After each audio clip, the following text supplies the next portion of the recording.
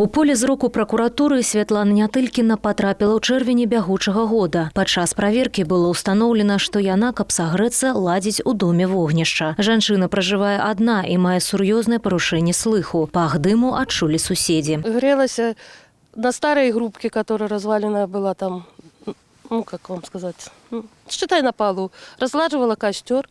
Дым шел через окна, через двери. Потом она закрывала, и вот этим она грелась. Суб'екты профілактыкі на небяспечны для жыцця пенсіянеркі факт адрэагавалі. Сумеснымі намаганнямі закупілі цэглу і восенню склалі новую печку. Спрацавалі комплексна. Пасля накіравання на медабследаванне жанчыне установілі групу інваліднасці, неабходную для атрымання пенсии.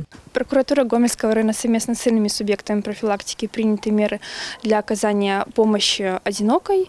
Так, восстановлено печное отопление, установлен автономно-пожарный извещатель.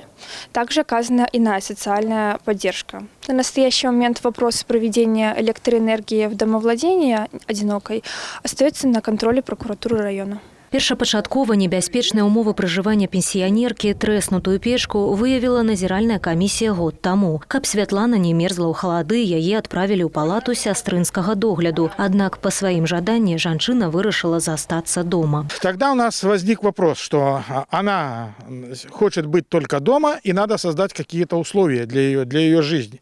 Так как негде, будем говорить, приготавливать пищу, нету ничего.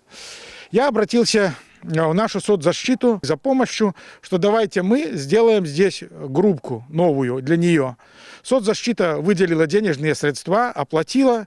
Я нанял частника, привезли сюда кирпич и положили ей на сегодняшний день группку. Ложак, пастельную бялізну і брыкеты набыць дапамагло ўпраўленне па працы, занятасці і сацыяльнай абароне. У планах зрабіць рамонт і поўнасцю добраўпарадкаваць памяшканне знутры. Галоўнае, што зараз тут цёпла і бяспечна. Олеся Заяц, Юлія Мастич, Сергей Жиленко, телерадиокомпания «Гомель».